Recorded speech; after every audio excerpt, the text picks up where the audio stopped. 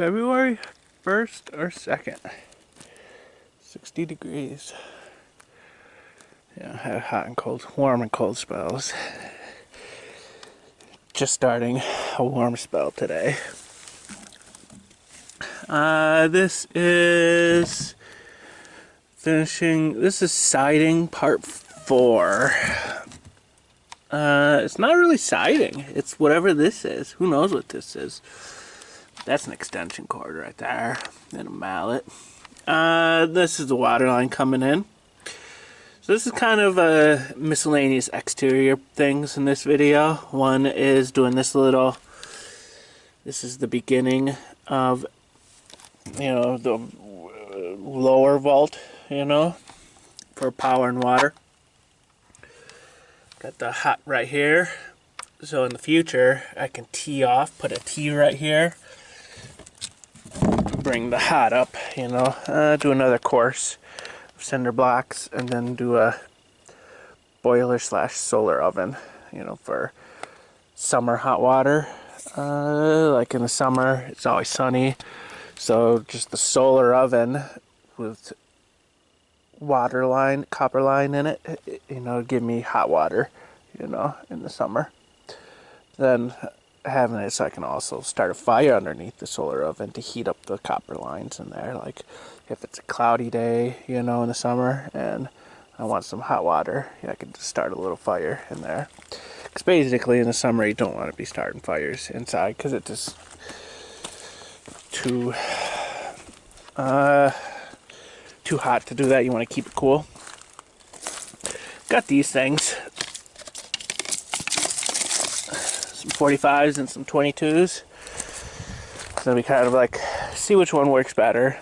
A 45 up or a 22 up, and then a 45 over or a 22 over, still at a slight slope, so it'll be kind of going. This is bedrock. This is really hard. It's really hard trying to chip through bedrock, kind of what took so long prepping for the pours, like chipping out bedrock. Because the cool thing is that the house is on bedrock. That ramp is on bedrock. This little thing is on bedrock, so there's no settling and stuff, very little settling, but that'll be trenched out, and this is going to be hard to trench out up until right about there. Right around there is where the bedrock stops. It's covered in clay, but there's bedrock up to like right there. And then after that, it's just rocky clay, it's not bedrock anymore. That'll be a different thing. Maybe not even a video. Let's see how it goes. But, the pipe's going all the way up to where the shack is. So that the water line and the electricals and all that jazz can be under. I got this. This should be scrap. Well, this should be scrap that I'm going to use around the door. I shouldn't need this for the windows. That's going to be, and that's going to be, these are side panels. Sides to the windows. So this video is doing something. Finding my shirt. So nice. Letting everything air out. And, solar bleach it, get any little things. Wore it down here, for in the morning, but it's so nice out. I actually did a little bit of tanning today. Very nice. So, this video is doing that vault.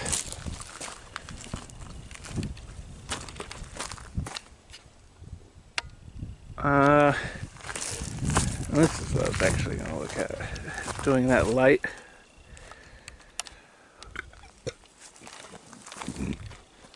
Okay, exterior light. There's a double junction box. I I did go with a three-way, so a three-way switch for the front area, the foyer, and then a single, just a normal switch for the exterior light. That was pretty quick. Big thing was putting in these windows. So I was being real generous with my tape, running it out really wide and doubling things up, because I thought I had a ton of this kind of Vicor tape, flashing tape. I thought I just had a ton of it, I'd have excess, so I was just kind of wasting it, but I ended up being short. So I did duct tape right there. There's no point in getting a whole roll for that. So the whole thing is, it would have to be really steep water to even get onto this. And, there's these trees. This is a valley, there's a ridge line right there, all the way around. So this is set, and there's the ridge line right there. So this is below the ridge lines, and then it's got the woods around it, so it doesn't catch much wind. I mean, it does catch a lot of wind, but not enough to really get any water in there, so it's really duct tape plenty good. Setting the windows, and I was gonna do the siding in just one video, but it's gonna take too long to do it all in one video, so I'm doing it in two videos, but kind of set these ones, and that's kind of the next siding video is gonna be the final siding video, putting the actual siding around the windows.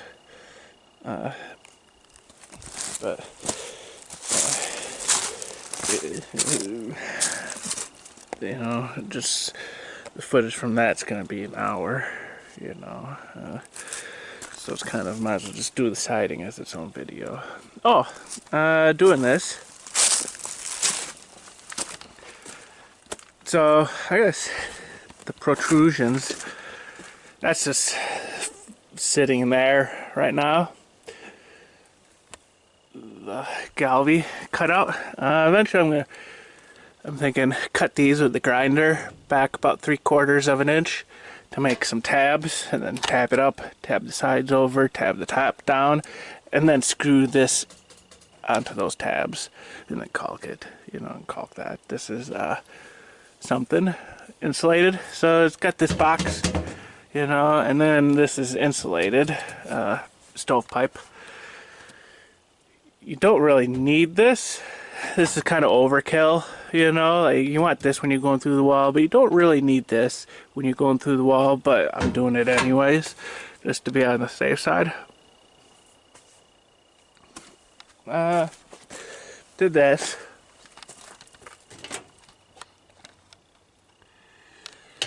Cut a little thing. This is the air vent, my plumbing vent. I got these things.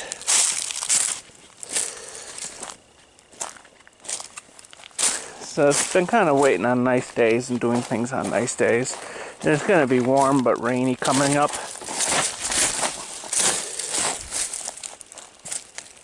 So I got a pile of rocks for the water flowing down. I don't know if you can see them. Kind of almost. Nice little, maybe those are midges or something. They kind of look like mosquitoes, but they're not mosquitoes. I got an end cap. Nice little mite. Oops. What do we got here? There's one of the midges. They look like mosquitoes, but they're not.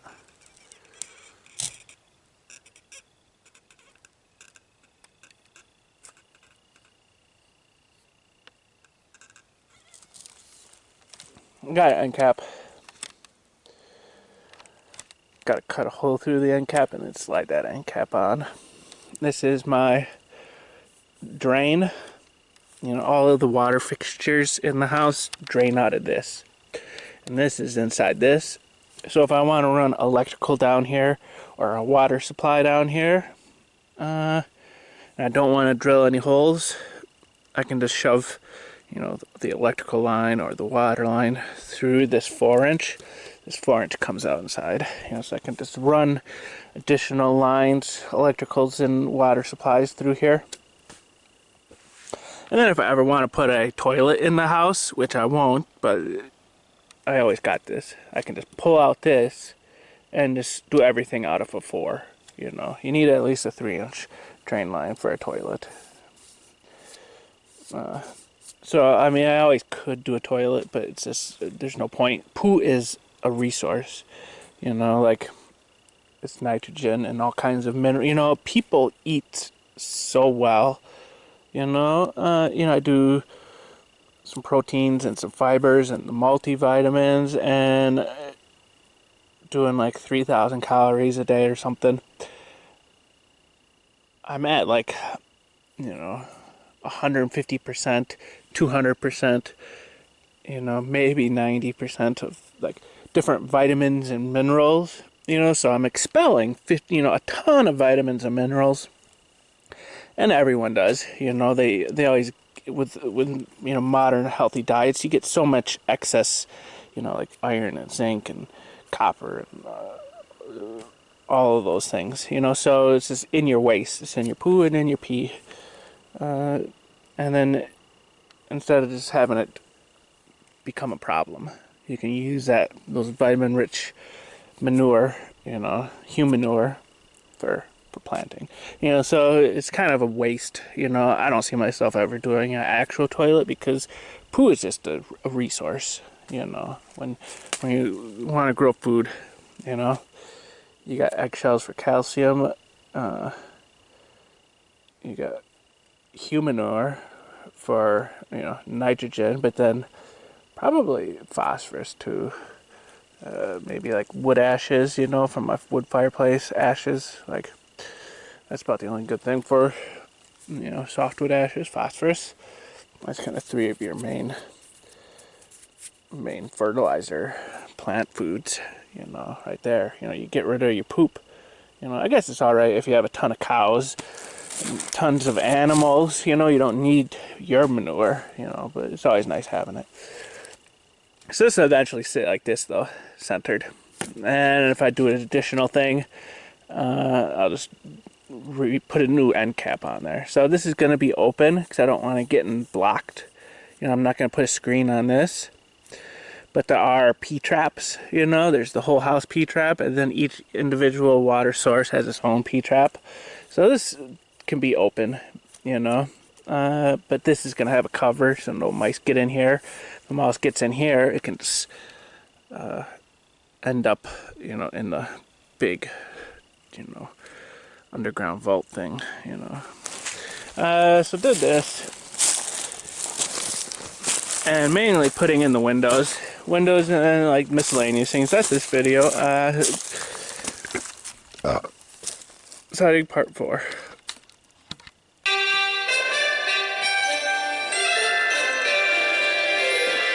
From the heart of our nation's capital, here's Family Research Council President Tony Perkins. Well, good afternoon, everyone, and welcome to Washington Watch. The unrest in Iran continues after the Iranian government admitted to shooting down a Ukrainian international jet, killing all 176 people aboard. Some Middle East experts suggest this could be the beginning of the end for the Iranian regime, already under extreme pressure from U.S. sanctions. Pennsylvania Congressman Scott Perry is here with more in just a moment. And how deep is the unrest in Iran? What role is the regime's religious oppression and persecution playing in that unrest? Hermaz Sherat, president of Iran Live Ministries, joins me a little bit later. Also, January is Human Trafficking Awareness Month. The data shows that more than 100,000 children are trafficked here in the U.S., and the problem is more prevalent than you think. Earlier today, the White House Director of Domestic Policy, Joe Grogan, was in Georgia along with Governor Brian Kemp and Ivanka Trump, touring facilities that help those who have been sexually trafficked. Joe Grogan joins us a little later here on Washington Watch. And California Governor Gavin Newsom making a declaration that California will be a no-kill state. Has the California leader seen the light? We'll talk about it a little later here on Washington Watch when David Clawson, the director of FRC's Director of Christian Ethics and Biblical Worldview, joins me. The website, TonyPerkins.com. If you're on Twitter, @TPerkins. Hey, by the way, let me remind you once again, because it's right around the corner, Stand Courageous, the men's conference that FRC is doing, will be in Kernersville, North Carolina on the 24th and 25th of this month. And at the end of the month, 31st of January, 1st of February, we'll be in Pensacola, Florida. To find out how you can be a part of that, man, go to TonyPerkins.com and follow the links over. All right.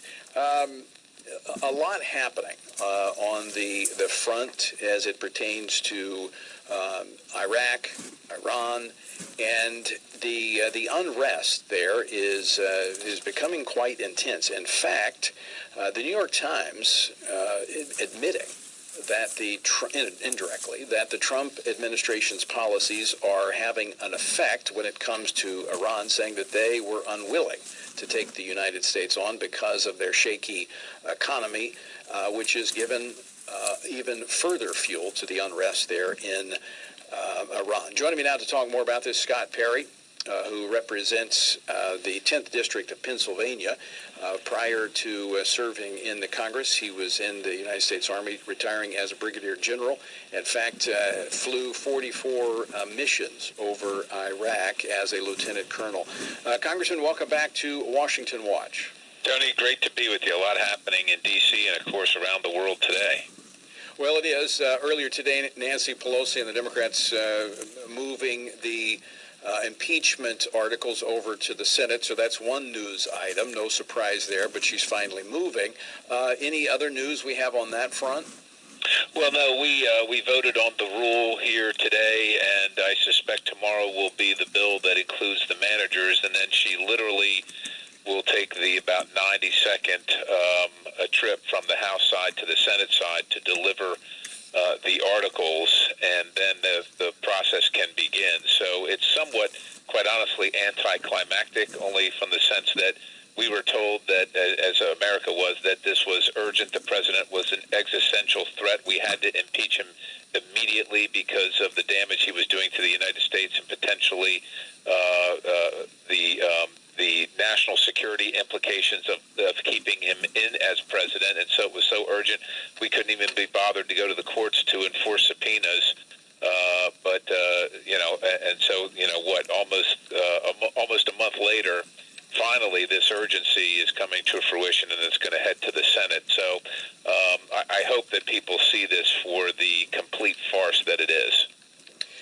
Let me go back to Iran, which I think is the real news, and I think it's important that we not take our eye off what's happening around the world, because I think it could have deadly consequences. And I think this is a part of the distraction that's taking place with the impeachment. Of course, before that, you had the Russia investigation, and it's going to have deadly consequences. But let me ask you this about the Trump administration's approach to Iran. Is it working? Well, I'll tell you what, it sure seems to be having a greater effect than the approach over the last 40 years, which, quite honestly, I would characterize from both Republicans and Democrats as an approach of appeasement. We would do anything to placate and Iran, hope that they wouldn't increase their malign activity, and essentially, if not just outwardly, disregard their activities, even when it meant the deaths of literally hundreds and hundreds of Americans and the maimings for life of literally thousands more. And then, of course, it doesn't account for the deaths around the globe and the destruction around the globe, their terrorist and malign activities. And so this president has said that we are no longer going to, we're just no longer going to placate this terrorist regime, this terrorist state, who uses terrorism as statecraft, and we're going to warn them. We're going to give them fair warning. We're going to be open and let them know that we are interested in dialogue. We're interested in diplomacy. We're interested in them joining the rest of the world of nations. But we will no longer accept their terrorist activities regarding America and America's interest. And of course, what you're seeing is them responding. People say, well, the president is escalating. The president is responding to 40 years of dereliction, in my opinion, dereliction of duty by policymakers and generally speaking, the town of Washington, D.C., that was either more willing to make money because they would disregard Iran, or more willing to have what they considered a stability circumstance regarding Iran. And, of course, the people that were saying that weren't the people that were sent to war to fight in Iraq or Afghanistan, who were dealing with the malign activities of Iran and losing their lives, their legs, their arms, and their good night's sleep, whether it was due to PTSD or alcoholism or a breakup of the family or what have you, as a result of their time in combat with these known combatants that were on the battlefield that were just ignored. And so I think that the final chapter is yet to be written on the Trump doctrine, but what you're seeing is the effects of the Trump doctrine and the fact that Iran they have very few places to go, and he's giving them the ultimatum: either change your ways or suffer the consequences. Whether they suffer the consequences of their own people, which you enumerated regarding the demonstrations, or the consequences of their decisions, which lead to a strike by the United States or our coalition partners, that it's their choice. Well, in the way the media and the left is responding to what you call the Trump doctrine, it is a foreign concept because we've been in this appeasement mode for decades, for nearly well over a half century.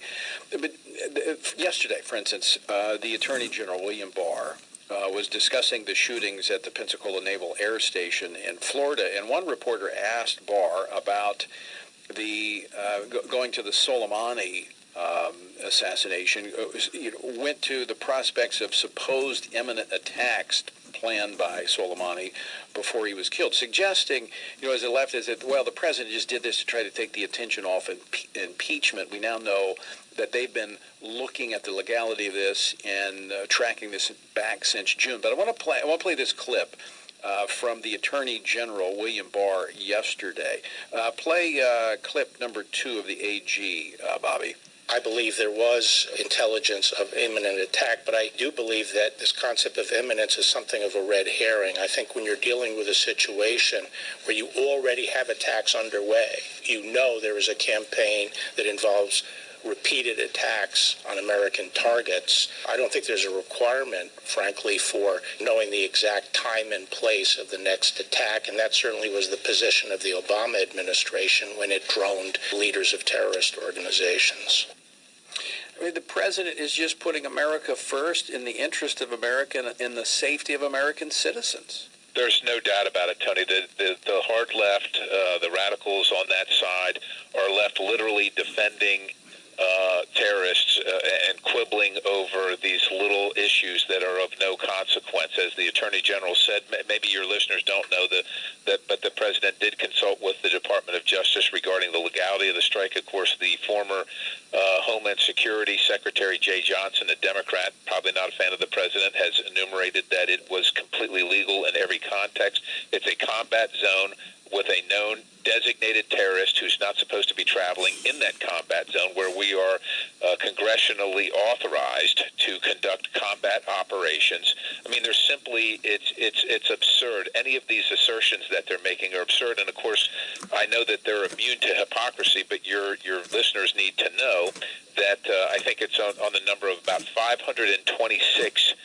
drone strikes under the Obama administration, most of them outside of the combat zone, where we have no authorization whatsoever in other sovereign nations, including Osama bin Laden. And of course, we none of us quibbled with that because we applauded it. Yeah, these are terrorists. We want to be taking them off the battlefield, and we agree with those actions.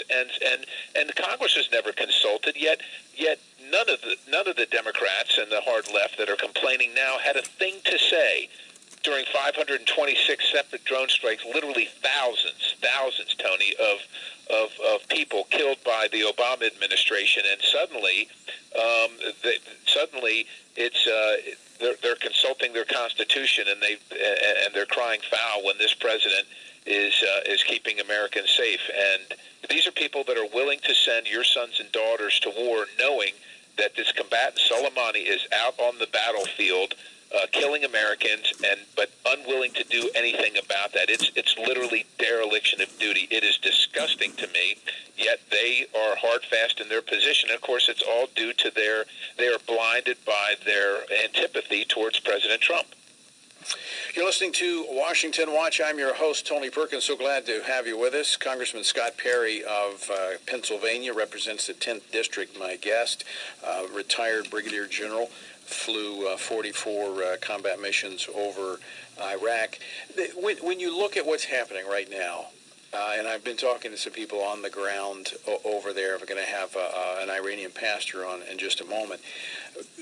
We could be the closest we have been since 1979 in seeing the people of Iran free again. No doubt about it. I mean, and just in case, look, memory, especially for these kind of events, is fleeting. But you remember there was what was called an orange, I think, revolution during the Obama administration, where the people of Iran during election cycle said, we've had enough of this theocracy, this dictatorship that's so oppressive and murderous. And President Obama, of course, supported as he put it, the duly elected or duly the lawful leadership of Iran. It's just absolutely it is moribund, and it lacks any moral clarity whatsoever. There's a moral compass that comes with being a leader in the world, and the United States should have it. And of course, the difference between President Obama and President Trump is President Trump is willing to support people that long to be free, and we should support him in that effort. Congressman Scott Perry, as always, great to have you on the program. Appreciate you joining us today. Thank you, sir. Have a great day. God bless you. You too. Scott Perry of Pennsylvania serves on the House Foreign Affairs Committee. Very knowledgeable guy. Enjoy working with him. All right, when we come back, we are going to discuss this situation on the ground. What's happening in Iran? Firmaz Sharif is going to join us. He oversees a ministry that reaches into Iran. He's Iranian, but now ministers throughout the Middle East. He's here next. Don't go away.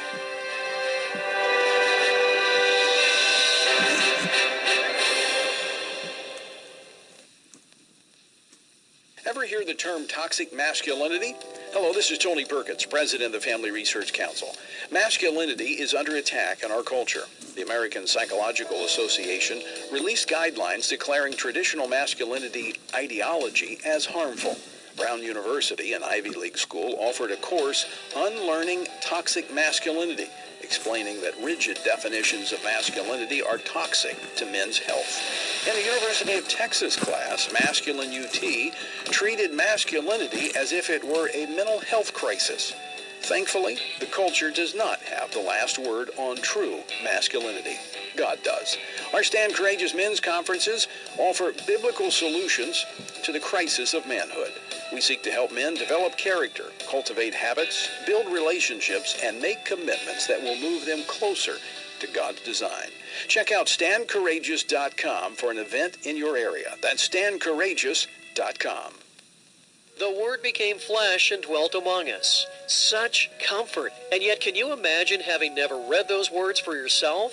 Hi, it's Michael Woolworth with Bible League International, and we've been engaging the world with God's Word for more than 80 years for $5 a Bible. You know, there are Christians in Asia, Africa, Europe, Latin America, and the Middle East who've never held a Bible in their own hands because of corrupt governments that oppress, majority religions that persecute, and other conditions related to living remotely and in extreme poverty. Some of these new believers, they memorize long stretches of Scripture, while others cherish the Word they heard preached on Sunday until they can gather again. They long for God's Word to hold in their hands and to cherish in their hearts as they grow in His grace and knowledge. Details on how you can be involved are at sendbiblesnow.com. That's sendbiblesnow.com, or by calling Bible League at 800-YES-WORD, 800-YES-WORD.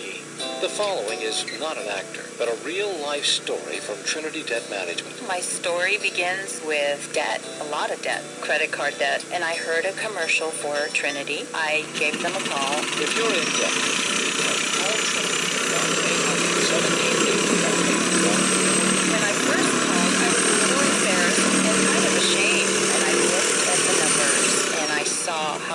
worry that astronomical debt that was in my life would go away. Trinity will consolidate your accounts into one easy-to-manage monthly payment, reduce your interest, and possibly improve your credit score. You'll save thousands. What I would tell other people, please pick up the phone and call Trinity. Just let them put together a program and see how affordable and easy it is to pay off your debt. Call Trinity at 1-800-788-1813. That's 1-800-788-1813.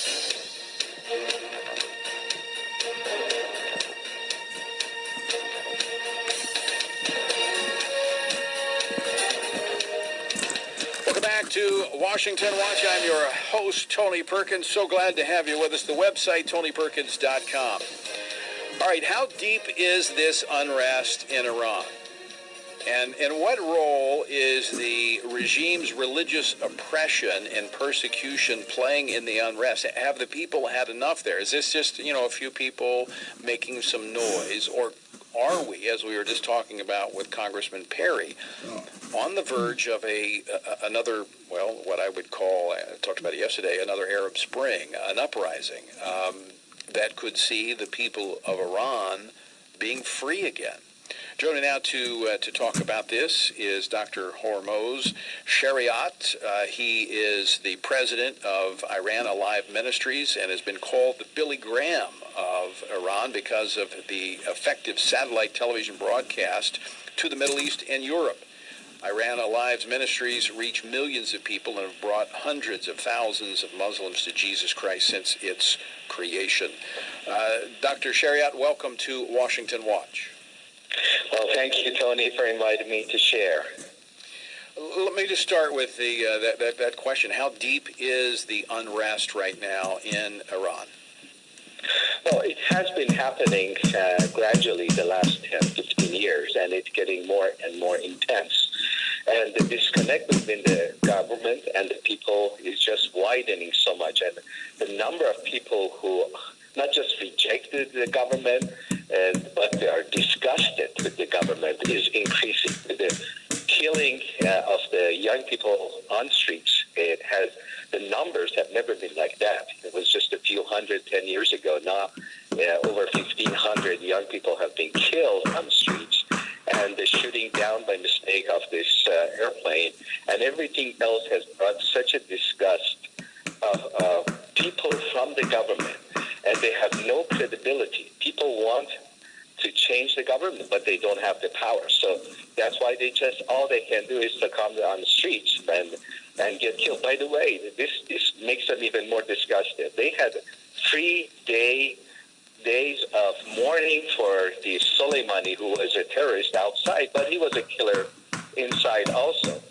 And now, all these young people who are killed, they do not allow their family members, the parents, to have mourning, to gather with their friends and family members to mourn for the death of their child. Some who have done it, they're in jail. These are parents whose child was killed, they're in jail. And after the downing of that airplane, people came on streets the last few days just to mourn and to protest it. And they have been arrested and being killed. So people are looking at just 3 days of mourning for your general and not allowing even our parents to mourn for their kids. They are disgusted with the government. And by the way, it's an Islamic government. One thing about Iran is that Islam and government are one. This is a state led by clergy for 40 years. So when they reject the government, at the same time they're rejecting Islam. That's why Iran has the fastest growing evangelical population in the world. That's why millions of Iranian Muslims are open to the gospel, because they're done with Islam. So, Dr. Shariat, let me ask you this. The president and especially the Secretary of State, Mike Pompeo, who I've had on the program several times, when they talk about Iran, the Iranian people, very clear to distinguish between the people of Iran, who they make it very clear they're not our enemy. We have nothing against the Iranian people. Is it appropriate to draw that clear line of distinction between the government of Iran and the people? Definitely so. Most people do not know. Iranians love Americans. I boldly say there are no nation in the world that loves Americans more than Iranians. Example, if you go online, you can see these. The last few days, you see clips of people in Iran. The government has put the flag of Iran, flag of U.S. under the feet of people. So when they protest, they will walk over the flag of U.S. All these clips, more than one, show that people do not step on the flag of U.S. They go around it. They respect, they love U.S. But at the same time, they are trampling on the picture of Khamenei, the supreme leader. People of Iran love America. America is for them is an ideal society. They want, if they had freedom, they would have a democracy American style. I've seen those video clips from, I think, a university in Tehran where they are refusing to walk on the American flag. Dr. Shariat, with that in mind, how should Christians in America be looking at the present situation in Iran, and how should they be praying?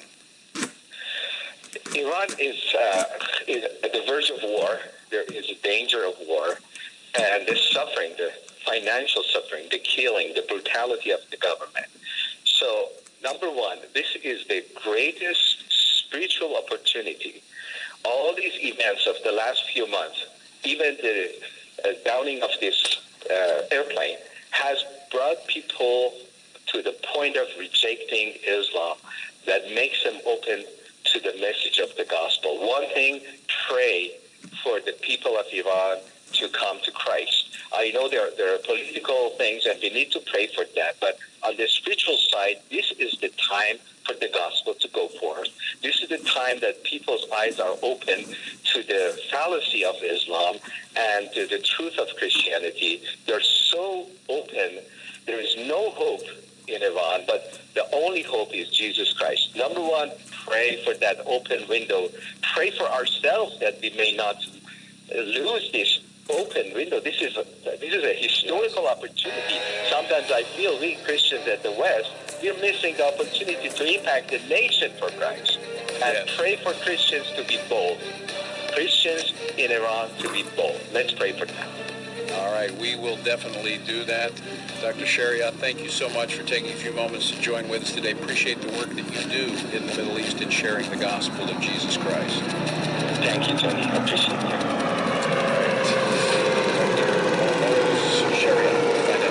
Site, TonyPerkins.com, and do that. Be praying for the people of Iran. This is a unique moment which will have implications for all of the Middle East. All right, coming up next January is Human Trafficking Awareness Month. The White House Director of Domestic Policy, Joe Grogan, was down in Atlanta today visiting a couple of centers. He's going to join us next. Don't go away.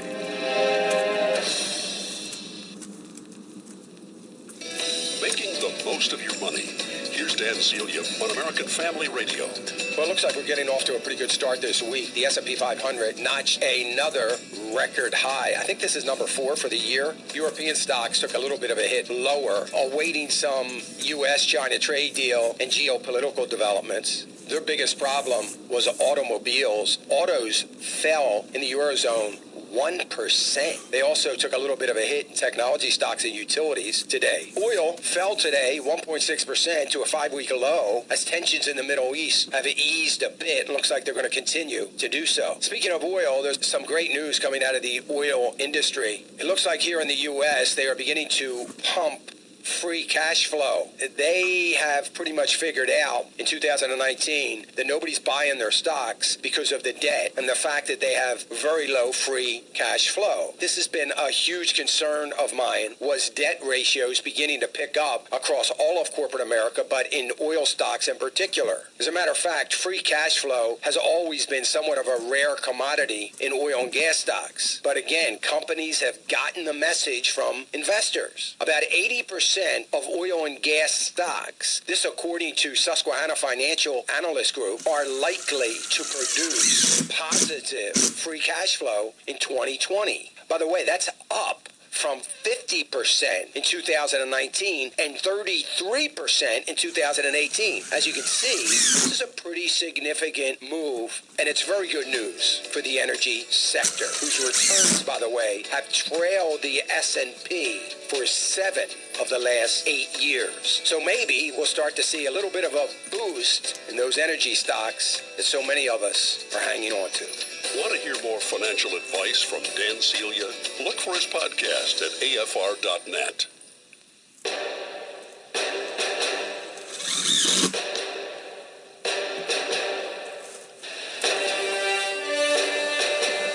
Welcome back to Washington Watch. I'm your host, Tony Perkins. So glad to have you along on this Tuesday afternoon.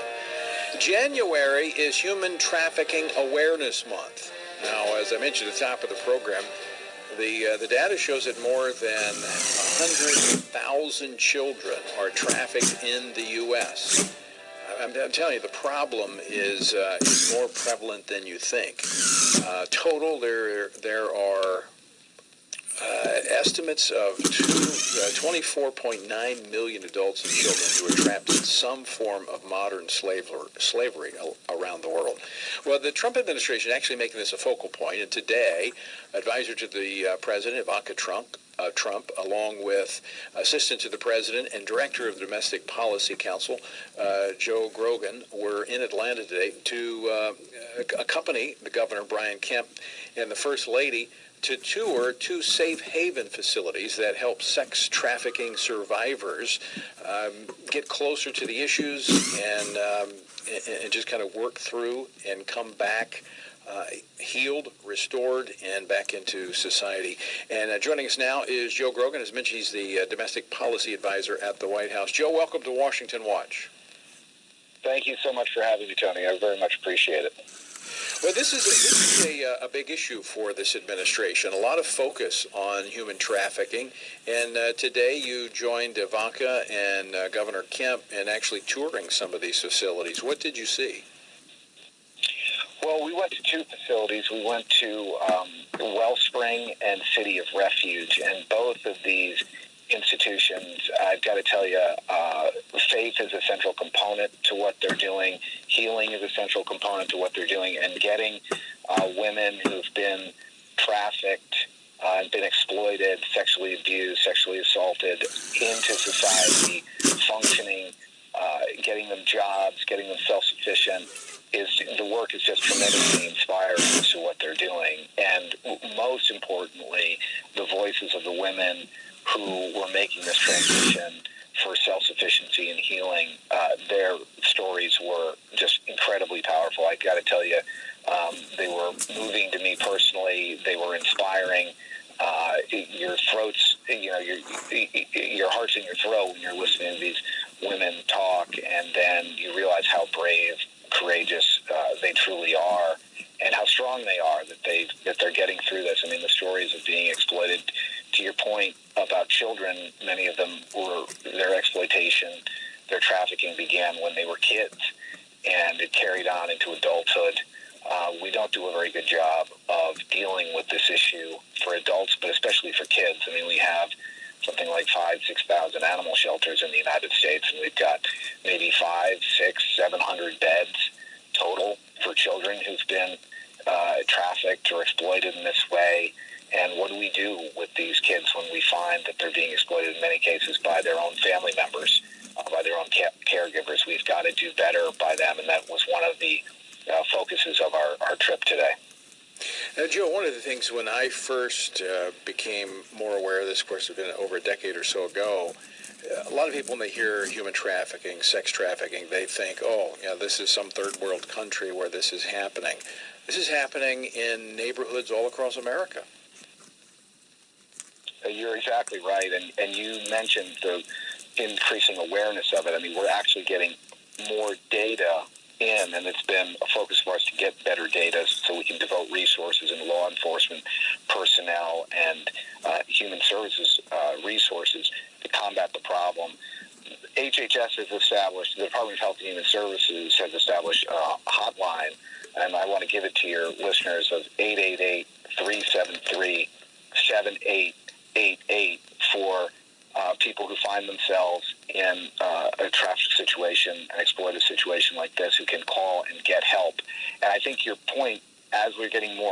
this, more people are talking about it. That is a key to this, getting at the root cause of this problem and getting these women into a better state, because many of them, they'll tell the story that they didn't realize what was going on. They didn't realize they were being trafficked, when they're being trafficked by family members, when they're being trafficked by friends or people that they're in a relationship with who they think loves them, and helping them get their mind around this and starting a conversation around this is so important. It really is, and the awareness is the first step to addressing it. Obviously, there's dealing with the victims, and this is where a lot of organizations, institutions, faith-based and others are ministering, but it's also addressing the broader cultural issues that are leading to this, and this is one of the things that this administration has put a top priority on, and part of that is just welcoming faith back into the public square. Absolutely, and I can tell you it's a pleasure to work for a president who puts this front and center and talks about it, and alongside Ivanka, for instance, who is not, she's always about, yes, I can draw attention to something, but I really want substance to be behind it, and my team works very closely with her and her team to make sure that we're putting policies in place and driving the agenda to combat human trafficking and, to your point, make the public square a safe place for faith again. Joe Grogan, as always, great to talk with you, and I know that is exactly what you are doing in the White House as Domestic Policy Advisor. We appreciate what you're doing, appreciate what the President and his team is doing, not only to help victims like this, but to stop the victimization of people by bringing faith back into public life in America. Thanks so much for joining us, Joe. Thanks for your leadership, Tony. I appreciate it. All right, Joe Grogan with the White House Domestic Policy Advisor. And that number, I'll give it to you again when we come back from the break. But you can find it at the website as well. Awareness. And there's ways for people to be involved. Churches can be involved in this as well. All right, don't go away. We're going to continue this conversation on the other side of the break with David Clausen. Don't go away.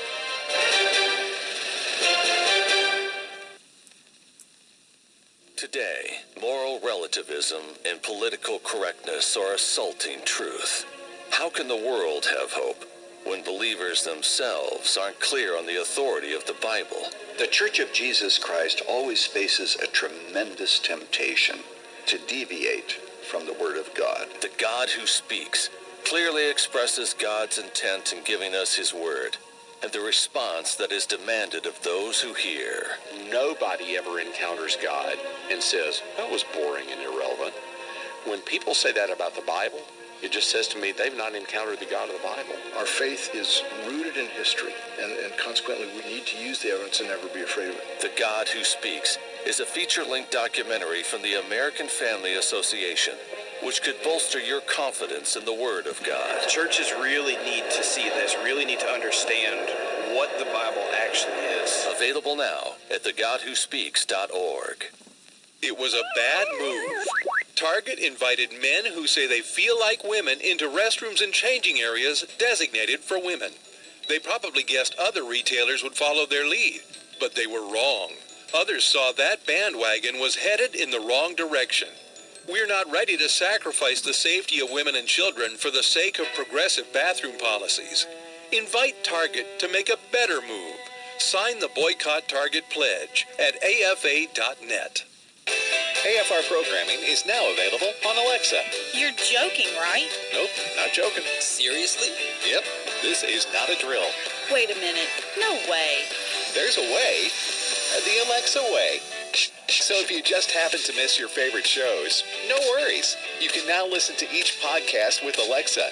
It's simple and it's free. Just visit afr.net/apps and click Alexa. We're not joking.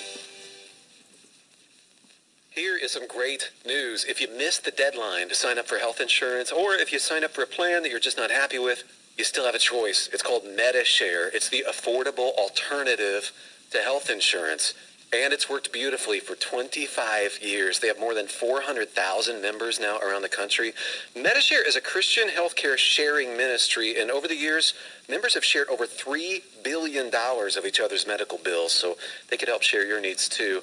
And best of all, You could save a lot of money with Metashare. The typical savings for a family is about $500 a month. Your savings could be more or less, but think about what you could do with that extra money every month. You're not stuck with a high-cost health plan. You can join Metashare anytime, so call them today and check it out. Here's the number to find out more, and there's no pressure. They are super easy to talk to. Call 833-44-BIBLE. That's 833-44-BIBLE. 833-44-BIBLE.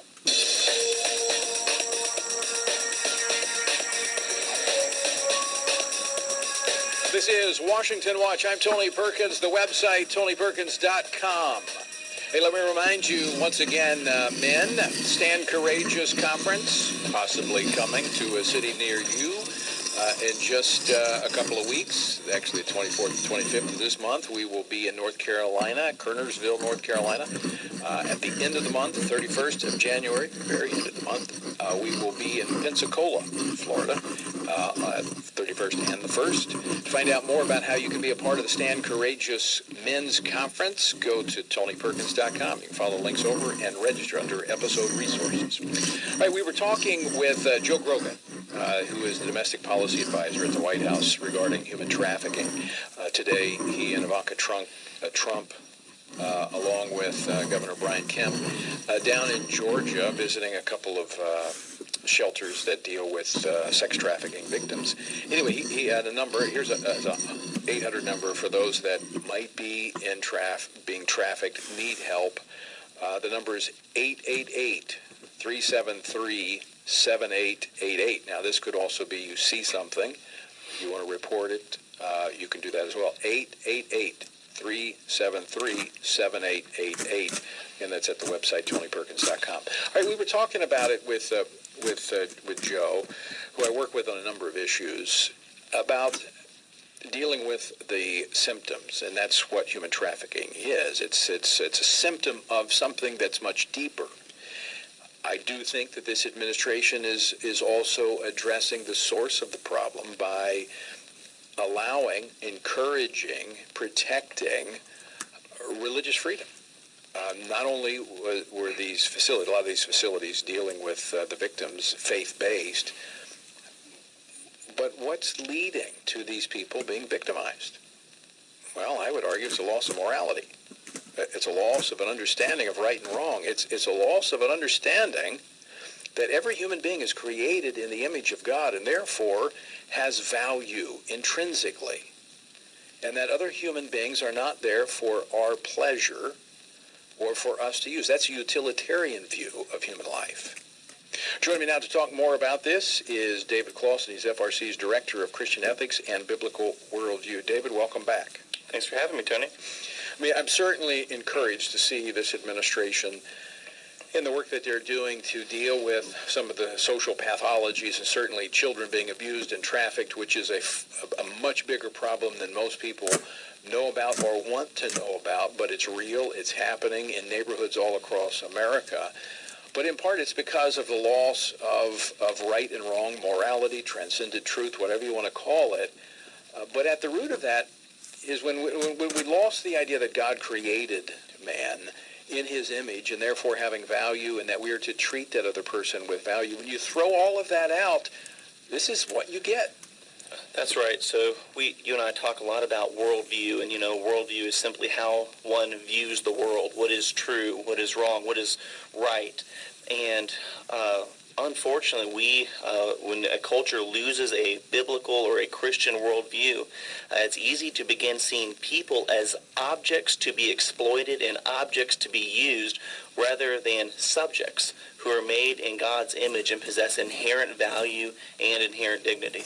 Right, and as Jesus said, summing up the commandments, love the Lord your God with all your heart and all your soul, and the second is like unto it, love your neighbor as yourself. Pretty simple, but if we followed that, we certainly wouldn't be seeing this massive rise in child exploitation, human trafficking. I mean, we've got the Super Bowl coming up, and that is actually one of, and I've talked to a number of people that are in human trafficking, sex trafficking, that's one of the biggest events where people, children, women are trafficked for sexual purposes. That's right, and I'm grateful that we're raising awareness to this issue. I'm grateful the administration is raising awareness to this issue, because there's nothing more degrading and just flat out disgusting than exploiting people for sex. And so that's especially children. Especially children. That's right. But it's a twisting of how we view people, how we view sex, how we view man and women, and how we're supposed to relate to one another. And so again, I'm grateful that we're shedding a light to this. And as Christians, we need to be praying that more and more people get involved and shed a light on this. And it is the outcome of what happens when a society or culture represses truth, morality, right and wrong. And folks, this is one of the reasons we're here, sounding the alarm over these issues taking place in our schools. The idea that you can define your own gender. This is all a part of the broader agenda that takes God out of the equation. And once you remove God from the equation, then you remove his provisions from the equation, meaning the guidelines of life, the limits. And some people think, well, God just wants to be a killjoy and keep us from having fun. No, he wants you to get the most out of life, and therefore he gives man, whom he created, these guides. And we're fighting day in and day out, David, to make sure that this foundation of morality, which gave rise to the greatest nation on the planet, are not completely eradicated. I mean, tremendous damage has been done by the secular left that despises morality and limits. But again, this is what you get when you follow that course. It is when you take away the guardrails that God has given us in His Word. You're going to see all sorts of social pathologies crop up when the Bible defines marriage between a man and a woman, and when you break the institution of marriage, you're going to see all sorts of horrible things happen in society. And so we're seeing that day and day again, that when you abandon a biblical worldview, just horrible consequences happen in our society. So let me ask you a question, David. Knowing that, as Christians, knowing that when we remove morality, that we end up in places like this where 100,000 children in America, I'm not talking about Ethiopia and Nigeria, I'm talking about America, are trafficked for sexual purposes. Knowing that when we take morality out of the equation, we take God out of the equation, to be silent, for Christians to be silent, is that loving your neighbor? It's absolutely not loving your neighbor. It's even worse. James talks about that if you don't do what you know you should do, you are sinning. And so we absolutely need to shed a light on this, draw awareness to this, and Christians need to, you exhort listeners every day for Christians to take a stand. And this is something we do need to speak up and speak out boldly, prophetically, winsomely, and encourage people to stand for the most vulnerable amongst us. Well, I want to transition to another topic before we run out of time that, again, shows I just have to say it, the hypocrisy of the left. Now, here is a sound clip, a sound bite from California Governor Gavin Newsom. And he's talking about budgetary priorities of the state of California. This is not legislation. This is something he's doing. Listen to this. Bobby, play clip, soundbite 1, please. We want to be a no-kill state. We believe we can make progress on that over a 5-year period. We want to end euthanizations for dogs and cats. We've got a partnership with UC Davis. We want to invest $50 million in that space. I imagine when you first heard that, you might have gotten excited that maybe California got religion. We want to be a no-kill state. We want to stop euthanasia. By the way, California is a state that has abortion all the way up to the day of birth. In fact, folks, you can see where it stands. Go to the TonyPerkins.com. We've got our interactive state map there. It is also a state that has physician-assisted suicide. That was signed into law by former Governor Jerry Brown in 2015, known as the End of Life Option Act. Euthanasia. The law allows any adult, anyone over 18 with a terminal illness, to request aid in dying drugs if they meet certain criteria. So here's a state that basically open season on babies, allows for euthanasia, encourages it in some cases, and they want to talk about saving cats and dogs. David, I'm missing something here. So, California is famous for misplaced priorities, but I think this does take the cake. I heard that soundbite earlier today. We want to be a no-kill state. And then what he means by that is that the state of California is going to invest $50 million into studying the issue on how they can make sure that no cat or dog is ever euthanized again in the state of California. When, like you said, in California, you can abort a baby up until the moment that baby is delivered. And so if we're talking about a inverted morality, this is what a inverted worldview looks like. And, you and I have talked about this. We love animals. I have a dog. My sister's about to adopt a dog. Animals are great, right? But there's a fundamental difference, and this is really important, Tony. In fact, in Genesis 1, there's some important principles that are very clear. And one of those principles is there's the difference between the creator and the creature. And the second principle is there's a difference between human beings who are made in God's image and everything else. And the word's very clear in that when God created Adam, he breathed into him. We don't see that with the animals because the animals don't have the breath of God. They don't have the spirit, the spirit of God, a soul. And this, but is this not the path that you go down when you reject God's creative order? You reject God as the creator, and I commend people wanting to be conservationist. I'm a conservationist. I love the outdoors. I think we have a stewardship responsibility. But if you lose the priority, the order of God's creation, you get things inverted, and all of a sudden you start worshiping the earth. You start placing animals above people, and that's where we have problems. No, so when we lose our principles, we become susceptible to absolute moral chaos. And that's what we're seeing right here when cats and dogs are important and should be preserved and babies are seen as disposable. That is a moral inversion that's taking place. I should also mention that California is a state that right now is being overrun with rats in certain places because they banned the use of certain pesticides. They also have become sanctuary cities where people are, the trash, the human waste, just blankets these cities, which is now becoming a health crisis. So again, God loves animals. He created them. He loves them. I love them. I've got animals, and I have nothing against animals, but people take priority over animals. People take priority over the planet. God created them and made them distinct. We're not, we're not just this, pantheistic that we're all a part of everything. We are created uniquely by the hand of God, and we are to treat other human life in that manner, in that fashion. That's absolutely right. You don't get to situate, because again, you look at the story, Tony, this is what moral chaos looks like, where animals are prioritized over people. This reminds me of another crazy story last fall over at Union Seminary, where they had a service to plants, where they were confessing to plants. Yeah, you remember that story? I saw that. I actually saw it. It was amazing. And this is what Paul talked about, though. This is Romans 1, where we're created to worship something. Yes. We're going to worship something. Yep.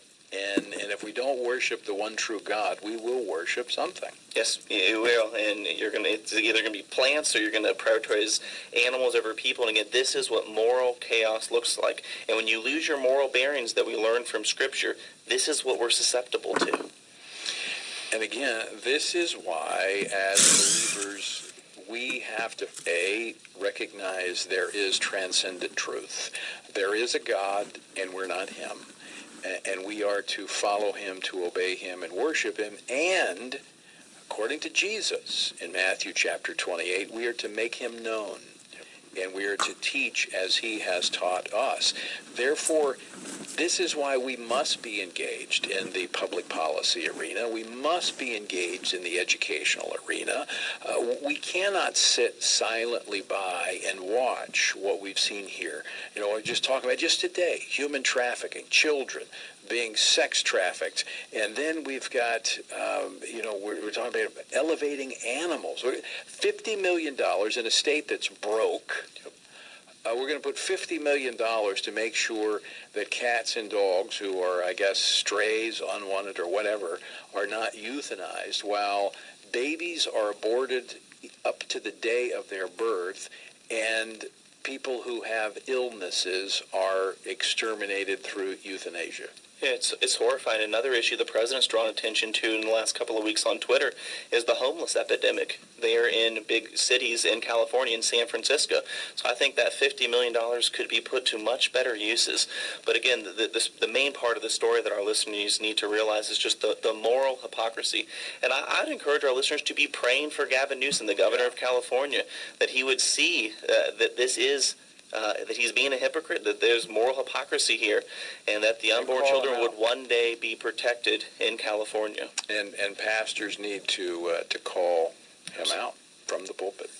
Folks, out of time for today. David, thanks so much for joining us. Thank you, Tony. And we do have resources at Tony Burke.